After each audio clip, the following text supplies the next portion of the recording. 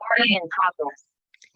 Good evening, everyone, and welcome to the next Spotlight Tuesday. And tonight we have the lovely Odette Garvey, and Odette is going to be sharing more about her story. And Odette's a wee bit early in her journey, so she wants to make sure everybody knows that. But she has a kind of long journey with like fatigue, stress, and anxiety. And she started studying yoga in her early 20s, and she's going to tell you all more about that. Odette is actually one of my students, and she's very dedicated to what she does. And it's been a pleasure having Odette as one of my students. So I'm going to pass it over to Odette, and Odette's going to tell you a little bit about her story and her challenges with anxiety, stress, chronic fatigue, and how she's moving forward in mindfulness and more relaxation in her work. So Odette, I'll pass it over to you. Thank you, Eileen. Thank you for the nice introduction.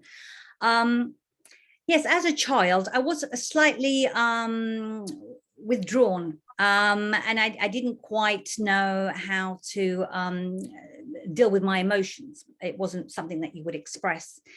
As I got older, I kind of just carried on normal, taking a lot, saying yes to things and just thinking that was the norm.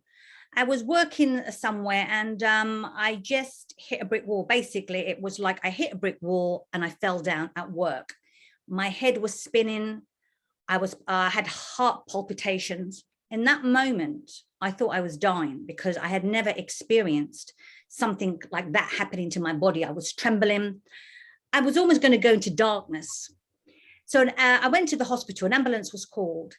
And as you wait to see a doctor, the doctor came and said there was nothing wrong with me. And I was a little bit confused, a bit puzzled, because obviously I had all the symptoms. And he then proceeded to say to me that I was having a panic attack, or I had just had a panic attack. Of course, this was new to me. I thought to myself, well, what do you mean? I was confused. He said, basically, go home and rest because your nervous system is kaput, almost like it's at its lowest. Now, when he said it was at my lowest, I thought, okay, go home and rest. But actually, I couldn't walk. My nervous system had completely crashed that I couldn't actually walk for 2 weeks. So I had to literally walk on my behind, basically, to go to the toilet, down the stairs. I mean, that's how bad I got. Yeah. And at the time, I was so bad. Because when the nervous system breaks down, not just physically but mentally, you're not in the right space. So I was also a little bit psychotic. Yeah. My reality was distorted, and then I started to get almost like a phobia. When I was recovering, I got a phobia of going out because I thought, well, what if this thing happens to me again? And so what was happening, I was beginning to hyperventilate, get the panic. And so this pattern began. Now, thank goodness that my doctor referred me to, I think it was a 6 or an 8 week course of breathing techniques that enabled me to learn how to deal with an attack. And that was obviously breathing, but my mindset, how to change the story of what was happening, because I just assumed that the fear was greater that something it was going to happen the same thing. So it took me a while. In fact, it was so bad that if I went to the tube on the London Underground, I would have to come out a couple of times at the stations because I thought there'd be a fire, something would happen, I might faint. And this went on for a while, but all the time I used the techniques which were taught to me. I mean, in those times, it was a bit primitive. They told me to blow into a paper bag. And I was on a red London bus, blowing into the paper bag. Looking ridiculous. But that was the only way I could calm myself. In that moment, I would surprise myself. I surprised myself that in that short amount of time, I was able to come out of this kind of panic paranoia. And when I say it was bad, when you have an active, panic attack, you feel you're dying. You literally think you're having a heart attack. And when I told my mother a couple of times, you've got to call the ambulance, I'm dying, I'm having a heart attack. Of course, I was so desperate looking that my mother believed me, but that's what panic did to me. And I'll never forget that moment, but as a practitioner now, I understand what it feels like to be so anxious that you're dying.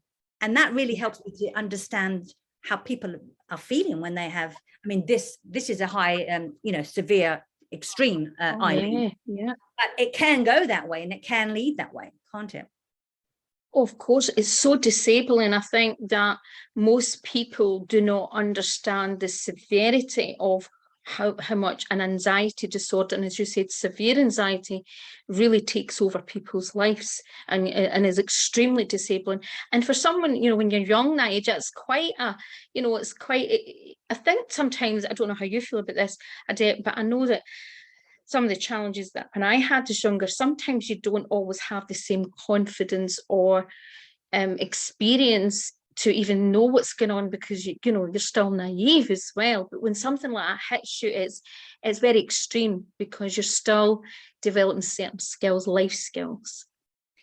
Exactly. So, but what I really discovered was the reasons why I had these episodes was because I didn't have the boundaries of saying no, because I was working, I was doing a course during the day and I was working in the evenings, and I was asked to do some night shifts, and I didn't want to let anybody down. So I said, yes, I'll do those 3 night shifts. And of course, I wasn't sleeping very well and I wasn't looking after myself. And I didn't know how to say no, this is not good for my health. I need my sleep. I was still young and I didn't know, like I said, I kind of, like, communication as a child was that you just didn't say what you felt, and you just sacrificed to whatever the adults wanted. So I thought I had to sacrifice my health for the good of the collective, if you know what I mean. I think that's one thing that probably a lot of people listening will recognize, that and it's a very common pattern we get stuck in. And a lot of women particularly really get stuck into that, because they tend to have this thing that they're serving others all the time. And it has been something that is passed down. And I think it's a very important thing that sometimes it doesn't just happen right away. It takes years for us to try and work with that, Yeah. And I have a phrase that I like to use to remind me, which I've heard before. You don't need to earn your rest to find your calm. Fantastic. We have to do certain things and then we can rest, but actually we need to check in with ourselves and find out if it's actually good for us by taking that extra thing, or earn that extra money, that money, or someone will be pleased with us. We don't have to earn any of this, I think there's also a lot of us have been brought up with this very strong work ethic and it's a thing about keeping busy or doing, and that it's almost like an award that the more that you work harder, you keep busy, as if that's the right thing to do, where listening to what your body needs is often the last thing, isn't it, sometimes? Yeah, I like what you were saying, Eileen, because it's a balance between striving to achieve the goal setting, and then the other one, which is taking the foot off the brake, knowing when to do that, and just to be and to give yourself that spaciousness, that pause. So, Odette, you have very interesting background. So why don't you share a bit about all the kind of careers that you've had, and how even these careers can contribute to a lot of high energy and stress? So, if you tell people a little bit about your background, I think they might understand even a bigger picture of what, why these things presented themselves even in your work, Well, I had always interest in the theatre. And as very early on, that's what I wanted to do. So I trained as an actress and a director. And this is quite a high stressful profession, because you are putting yourself in a very vulnerable position. You've got to learn all these lines. You've got to remember them. You've got to perform in front of people. You're going to be judged, maybe. There were, actors in the wings thinking, oh, will I be okay? They're looking for validation a lot of the time, performers, of how they're doing. And also I was also I run as well as being an actor. Afterwards, I opened my own drama school, my own performing arts school, and there was a lot of stress getting shows together. Children also being panicked. I'm going to, they were in the same situation as an adult. A performer will always have the butterflies that it doesn't eliminate. All good performers have that. And it's natural because it matters. The reason why they get nervous is because it matters to them how it's going to turn out. Otherwise, nobody, would have these symptoms, would it, if it didn't matter to them? But I learned that no matter how long I had done this, how I had performed this or done that play or whatever it was, I still got that feeling in my tummy. And I learned, obviously, to do my best with it, but it kind of never, I think it was a part of management. You manage not just, the symptoms can only be managed by, okay, when I go on stage, you need to have that mindset again. I know what to do. My brain knows what to do. And even if something happens, you'll just carry on. But a lot of people go on stage thinking that something awful is going to happen. Mm-hmm. And that's the difference. This is why I love mindfulness, is because there's a choice between two scenarios. One, that something awful is going to happen. I'm going to forget my lines. I'm going to dry. Something awful is going to happen. Or excuse me. Okay, you choose to say, it's okay. I'm prepared. I'm ready. And if something goes wrong, I'll know what to do. I'll just carry on.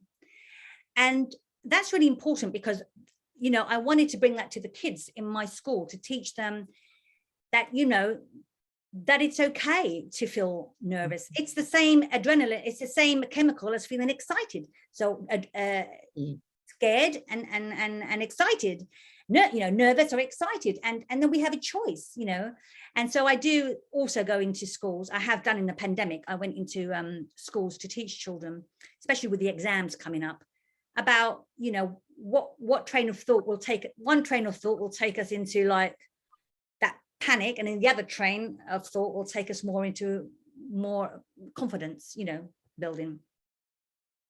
And these are really important things. And these are important life skills, because there's a lot of things that from childhood and even into adulthood that sometimes we just don't learn and we need help with. And they all make a big difference. But I mean, and it's interesting, the excitement and the energy, how sometimes even when people are that was one of the things that I noticed when I had physical burnout, I was really unwell. I would have to say I was lucky mentally. I was quite resilient, but it was physical. But what I couldn't handle was excitement. Excitement made my nervous system, it just made me feel, you understand, it was strange. It just made me physically. So it's funny how the nervous system, when it's impacted, can become very fragile. And a lot of people don't realize. And one of the things that it was a message that I gave a lot of clients who came to me with burnout and fatigue or even like chronic anxiety, was this fine line where sometimes we don't recognize that fine line between health and then where it pushes past the barrier, where we sometimes keep going and keep going. Yeah. And we don't realize that till maybe it's too late, that we've crossed that line. Yeah, it's interesting that, because in mindfulness, we call it hard and soft edges. When we go beyond that hard edge, it could be even a movement, when you're exercising and when you're knowing a little bit uncomfortable and you're pushing yourself too much, you go from the soft to the hard. And if you go too much, then you're going, that's when we get the discomfort or the tension or whatever it may be. But I've learned that through pacing for myself. Yeah. Which is something that I didn't quite understand at first, what pacing was. But there is a science behind it that you can calculate.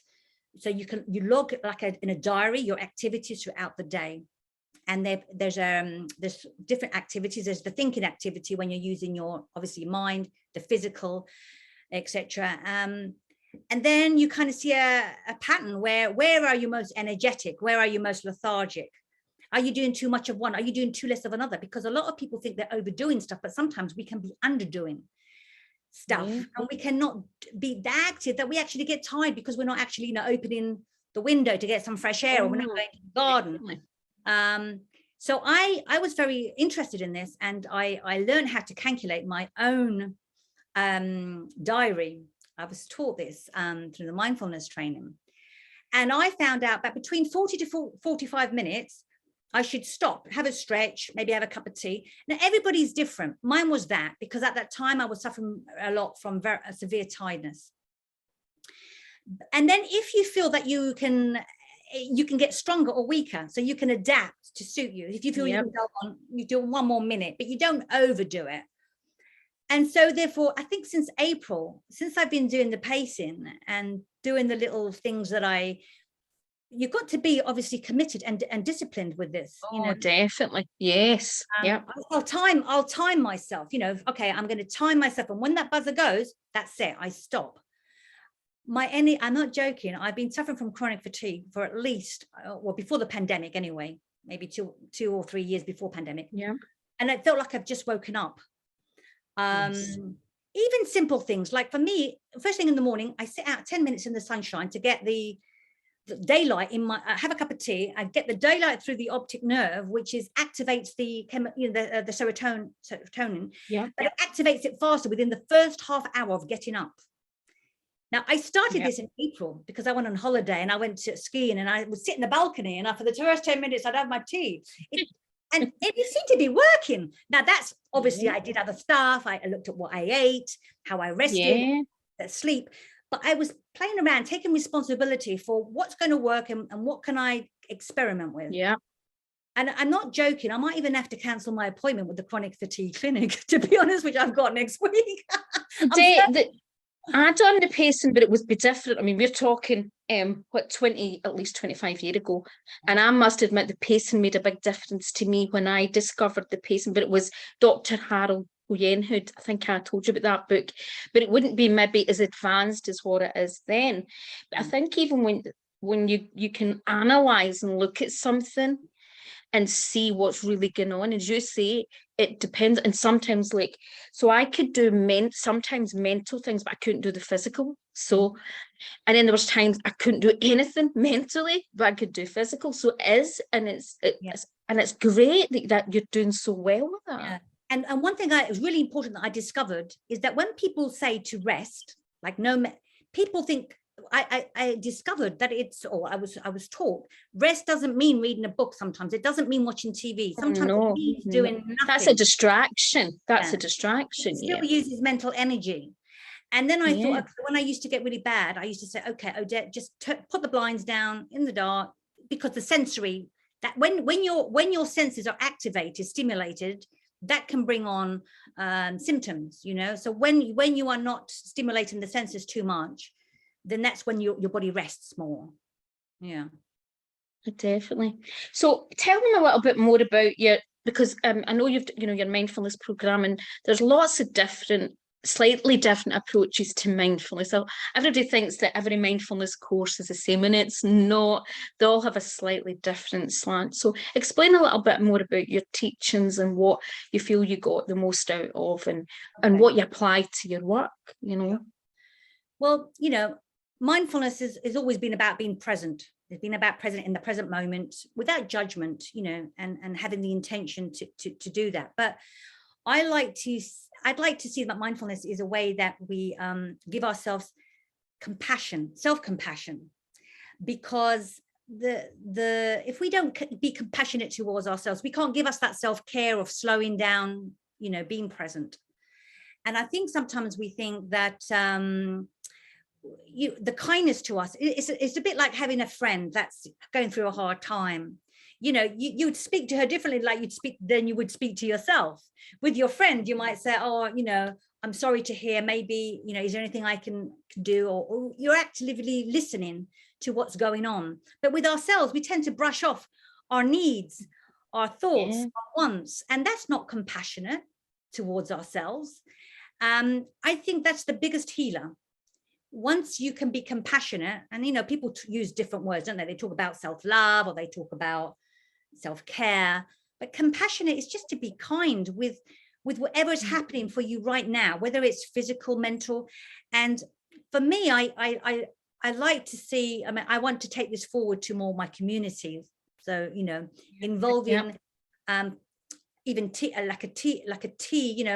involving people to come and meditate. But when I say meditate, mindfulness is not just, we're not there just, going off to Lululand with meditation. We're being present to what we're checking in with ourselves. How am I feeling today? And what is my body telling me? So we're communicating. We want to find out what's going on, because if we don't check in with ourselves, then again, we don't pick up the signs of what we can do to help ourselves. It could be, and really, our identity is so connected with how we've lived up until now, that we're programmed, aren't we, in our habit ways to always be. What if we changed a little bit of the program, of what are we identifying with on a daily basis? Are we identifying with the news, that's making us, traumatized? Are we identifying with the victim mode of, oh, why does this always happen to me? When we identify, I had a little player with words of identity. And I'm not going to do it now, but I took the word of ident it, meaning ident my identity. And why? Because sometimes we are our worst own enemy, because we can't get out of this bubble that we've created for ourselves that doesn't serve us. Eileen, because identity limits us in many ways, even though, I use archetypes and I work with archetypes, and it can help with traits, but also we can get so in this little bubble that we've limited ourselves so much, and it's the role identity. Many of us take on roles, whether that is the mother role, the carer role, the job role, where we attach yourself. Even people who, when you're in this industry, you attach yourself to the healer, the coach, you hold on to the title, and that can cause a lot of pressure and stress, and tension, and keep us very limited without expanding. But it's good to be aware of all this, and also not, as you said, it's been internal rather than external. I interesting, Eileen. I think when we go much from when we come away from the doing mode to the being mode, being still and calm, we come a little bit away from the identity, don't we? Just a little bit. Definitely. It's like you loosen the attachment, don't you? It just starts to soften, is the word that it starts to soften, and we kind of move away from it. And then when I'm in that kind of being mode, I just think I'm just a breathing body, I'm feeling my breath. It feels good to be alive. I'm in that present moment of what's happening right now. I'm not in this, it's not easy. Mindfulness is not about getting rid of thoughts, because thoughts do come and go. It's just how we treat them when they come. If we treat ourselves with kindness, self-compassion, we acknowledge them, and then we say, okay, not now. I'm meditating. We'll sort you out later. But it's not that kind of, oh, go away or cling into them. So there's a lovely spaciousness, and that's why I loved also working with you, Eileen. The relaxation, it's all about that, allowing ourselves to be present. Of course, and it's just that letting go, isn't it? And you see, when you're talking about the compassion, Odette, I want to just go back, because I think there's a few important things. You were talking about how self-esteem and all that, but I think the chronic unworthiness and that a lot of people have, most people have it. And compassion, when you start having more compassion, you start valuing yourself more, and you start, there's more worthiness, because I think that's one of the biggest things that most people, why do people put their health last? And often, even as a therapist, a coach, or healer, it's sometimes breaking, changing patterns. You'll even know as a student when you're doing certain things, it's getting into that mode of really taking your own well-being to a new level. Particularly, I think in the UK, we are not good at putting health as our first priority. I think it's a societal thing, maybe a cultural thing.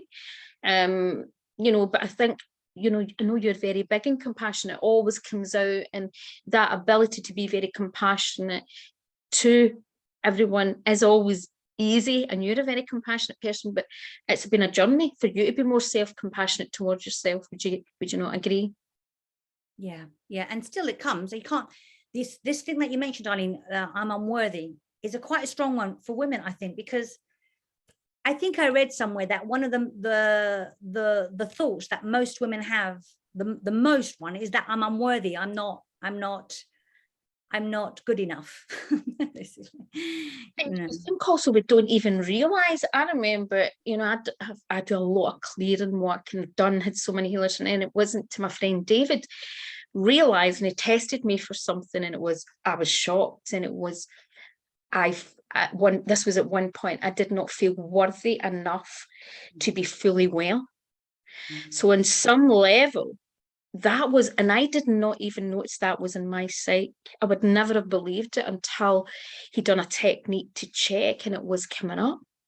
So it's funny how we have different levels of, and they don't necessarily have to come from childhood. They can appear with different things that happen to us.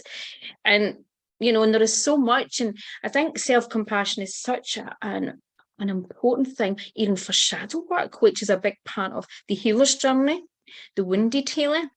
So it's really, really important. So is there anything that, I know you're going to do some techniques or anything, is there anything else that you want to share about your journey, Odette, that has been a big realization for you? Yeah, gosh. Yeah, I think, of course, the older you get, you begin to see things a little bit different. When you're younger, so everything is much more important, the striving to be, to get that, to get this, to be this and that. And as I've got older, I thought what a lot of wasted energy I had, I wish I'm going to tell my kids just not to waste time thinking they're going to be somebody. You just have to be, you just have to be present. And I spent a lot of my time worrying, and this is another thing. I spent a lot of I think most of my panic and my worry was about having to be somebody, do something, be there, be this. And I think it made me ill, to be honest with you, most of the time, because I had sometimes illnesses that were psychomatic. Doctors said, nothing wrong with you. I've had even sometimes investigations where they say, you're the worst patient. There's nothing wrong with you. Coming back. And it's probably just the stress of having to be something to everybody, but nothing to yourself. So I believe now that now I'm a little bit more, okay, Odette, what's in it for you? Not for them, but we have to be selfish sometimes to ourselves as well as the collect. We want to also be, thinking of others too. But like, they say, you got to put your oxygen mask on before you can. Well, definitely. And you can't support others when you're in that empty bank allowance, you're running on reserves. But and it's interesting how you're talking about how that when we are young, we think that's the most important thing, and we look at status, or we look at certain roles, or we imagine certain things, and we think that's the be all and end all. And also, even I think, and I see this sometimes, even people that are coming into this industry who are younger, and it's about the titles, and it's about just being really successful in this work. And I think how we define success and how we define what a successful life can be I know my perception of successful is completely different from many other people's, and it's how we look at it. And what we think that means. To me, it's about doing something that I enjoy, that I can do, that still keeps me healthy, that it's not causing me high levels of stress, and it's not, and I'm doing something that is worthy and my purpose. What do you think is successful, Odette?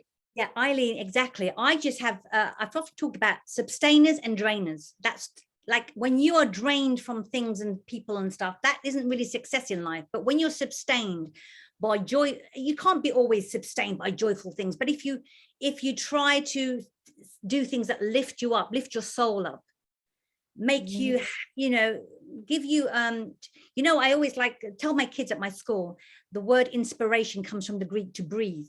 If you can breathe in life, right? Okay. To breathe in life is to be present, seize the day, that kind of thing. And that's funny, because when I do my working and my flow, that's what it feels like. It feels like this, it's like like but to me it's a spiritual energy. It's like an energy just flows through you. So a lot of you will recognize that when you're really in the flow, and you don't have to try. You don't have to try it. You don't have to really work at it because it's natural. Well, that the flow state, as you say, Eileen, it's the flow state when we are in our element, where it brings us joy to do the thing that we're doing. It doesn't seem like work. That lifts us, that gives us energy. And I think that's why I'm quite energetic at the moment, because you know, what you're enjoying to do, you and then when things don't sustain you and they're a little bit of a drainer, it's almost like your life force is being taken away. So your life force is governed by what you put your attention on. Oh, definitely. Now I'm just going to, while you're talking, just to see if there's any comments. Sometimes I struggle to see when I'm on this. So, Joanne's on saying hi, Eileen and Odette. Scary when you go through something like that. So that's Caroline. And Caroline's just saying that being is so important, and why that is really putting yourself out there, going out on stage. And Odette, so we can go back to that. I actually, so one of the careers, you know, that I did was singing. I used to get stage fright. And oh my goodness, that actually, and I think that didn't help me, because at the time, I mean, I had 4 jobs and I was very ill. But I think the stress of putting myself, I loved singing. I loved being in the recording studio, but I did not like being on stage. And I would just get stage fright.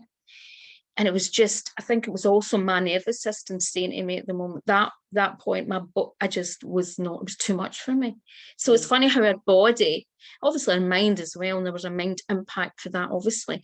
But it is funny how also, and I remember at that time of life, that's all I thought I wanted to do. And I remember having to give it up, and I broke my heart. And they banned me actually from the college because I was so ill. And I begged them to take me back, and I signed an insurance thing. So if anything happened to me, I made myself ill. And I remember for years thinking, oh my goodness, but it's funny how your life, sometimes we grab onto and hold on to something and we think that's our life path, when actually there's something more magical comes along. But I think when we're young, we have these ideas about what we're here to do, and it can be completely the wrong thing for us.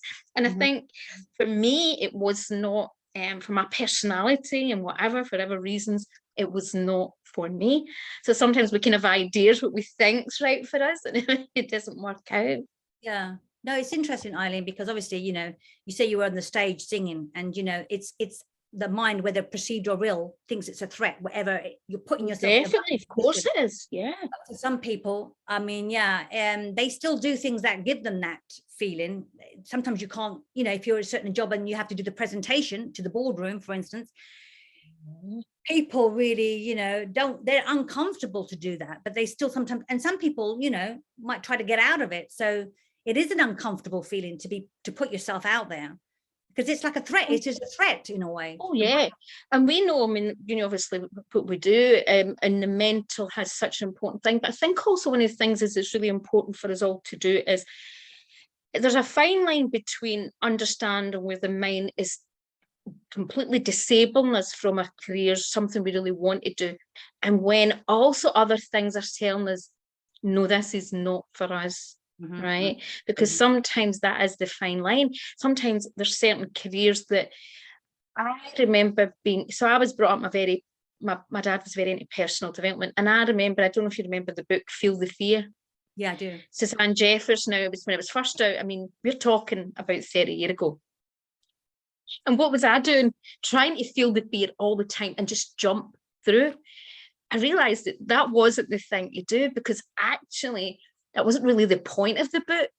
The point of the book was actually things that were maybe stopping you move forward. But what did I do? I decided that everything that frightened me, but I would jump into it, just not think about it and just jump. And that led to so much stress. But again, it was that, which I know you identify, Odette, because you're a bit like me, you're a doer.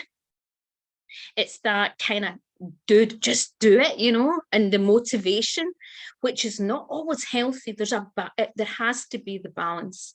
I must admit though, Eileen, and it's really important to know this just as a performer, that I'm similar to you. I jump in to get over the fear.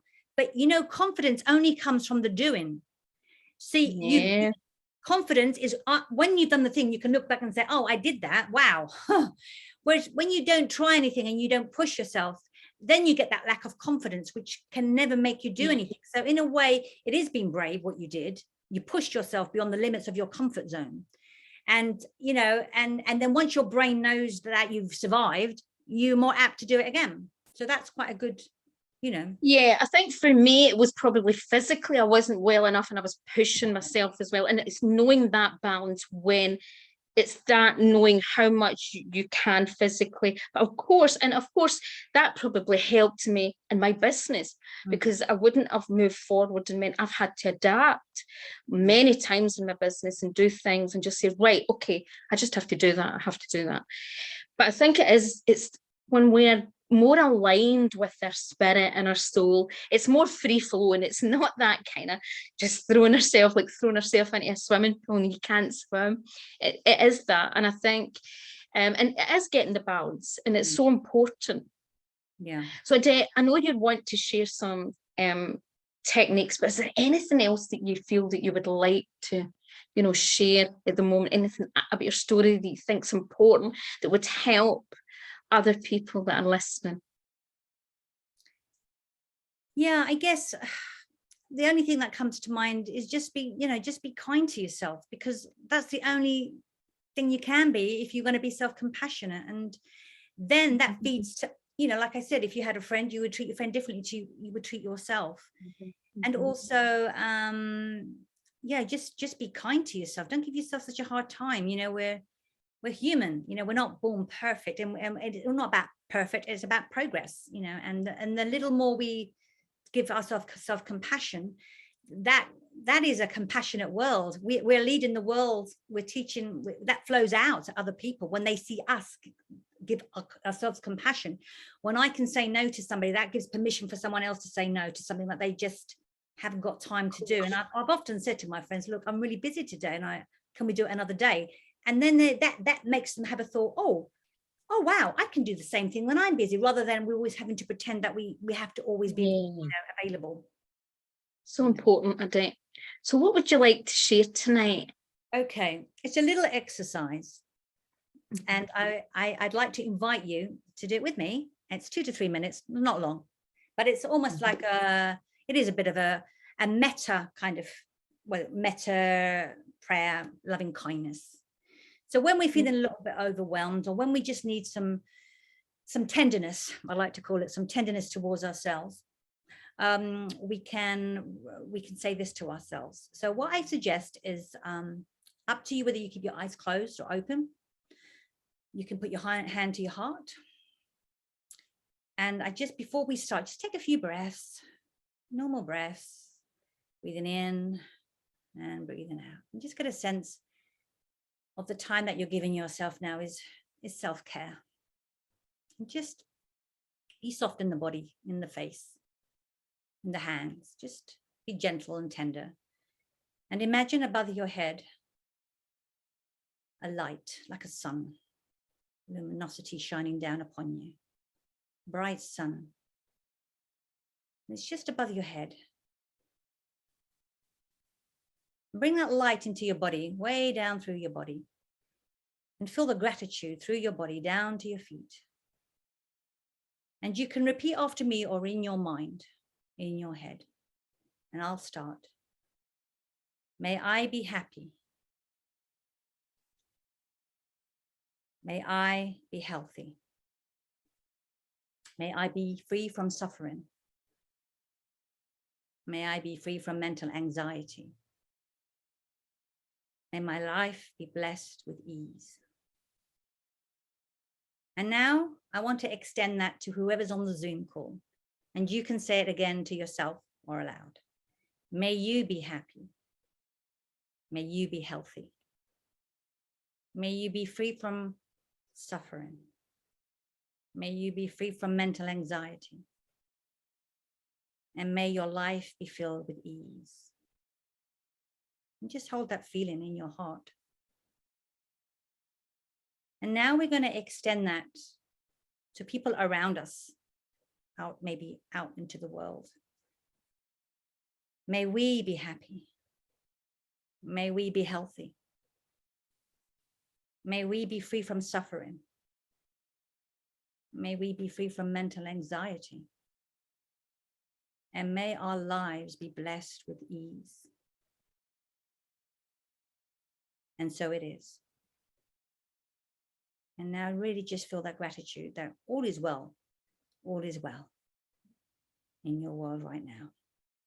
And that we're breathing bodies and that we're here. And in this present moment, we exist in this world, in this human world or spiritual world, whatever fits for you. But we are all connected with this commonality. We are all on this breathing planet with the breathing nature, mountains, skies, sun, animals, people, and that we are so blessed to be all a part of it. And to be compassionate with ourselves. And that truly is healing for all of us, because we can extend that to us and to others. And so shortly we'll be bringing this to a close.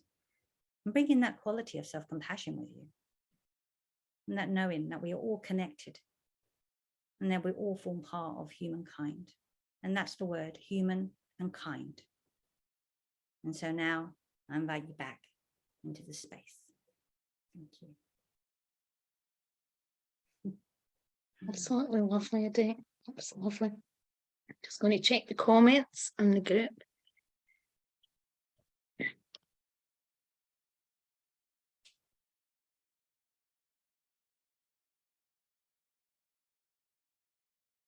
And so, oh, there you go. So I've had some different comments.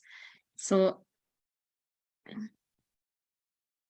blessed with what? I think someone didn't catch what you said. Blessed with what?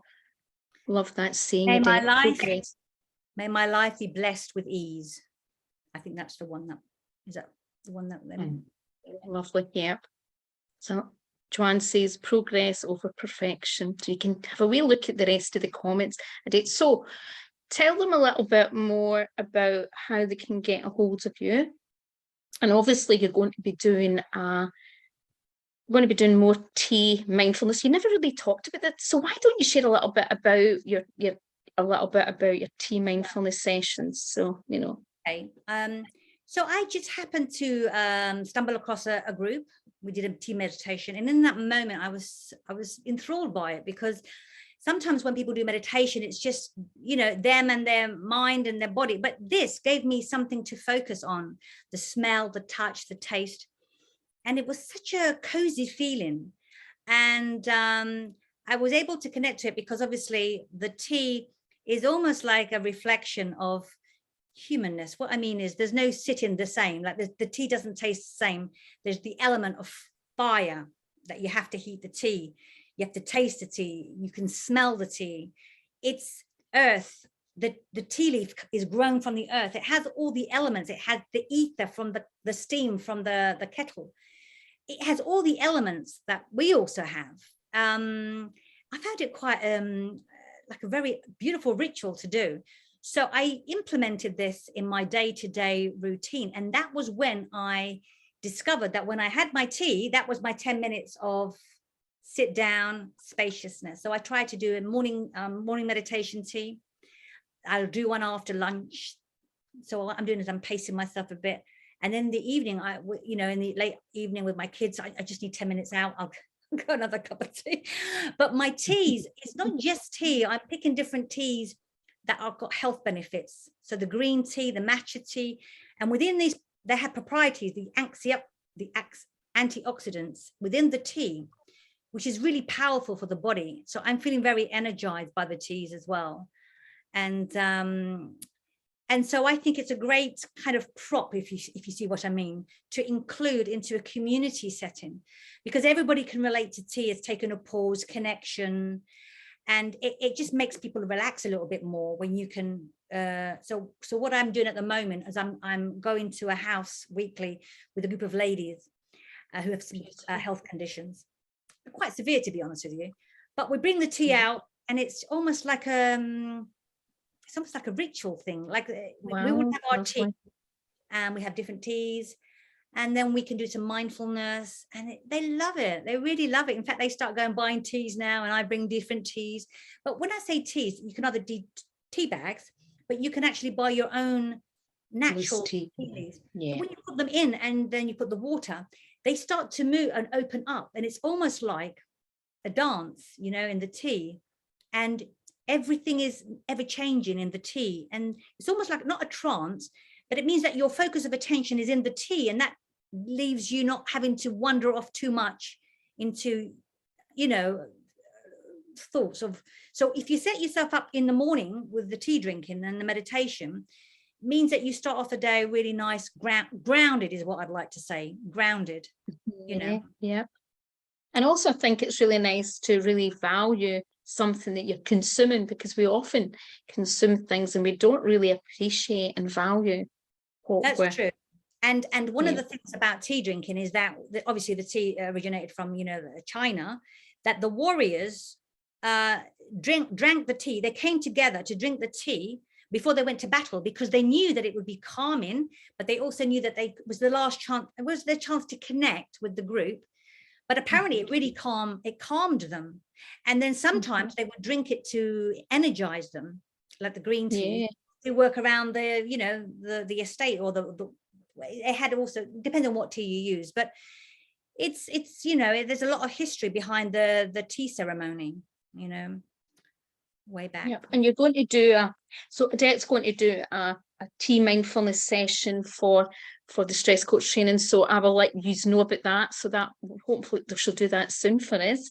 And you know, and it's experience for Odette, because she wants to do as much as she can, but I think it's a lovely experience. I've been on one of her tea meditations before, and it's a very pleasant experience. And I think also just being in the presence with everyone else while they're drinking their tea is a nice experience. So Odette, tell them a little bit more about how they can and where they can find more information about what you do. What I'm going to do, I think after this, I'll put a link in the Facebook group of a freebie. Yes, a freebie. It's a little 5 tips to instant calm if you're in the workplace or even at home, but it gives you a few tips, and you could just pick one and you know, do that this week. But Eileen, after this, my website works in progress, but what I've done for this evening, I've done it so that it's all free. You don't have to go and put your email address or do anything like that. Just download it. It's a little ebook, and that's my gift to you for taking the time to listen to me. Oh no, it's great. It's been lovely having you on, Odette. Thank you very much, and I'm sure everyone else has enjoyed listening to your story. And next week we have Linda Jan Finnegan from Indigo India Textiles. We have her, so that we have, and it'll be the same time at 5:30. So thank you, Odette, and thank you everyone who was watching. Bye for now, everyone. Bye-bye.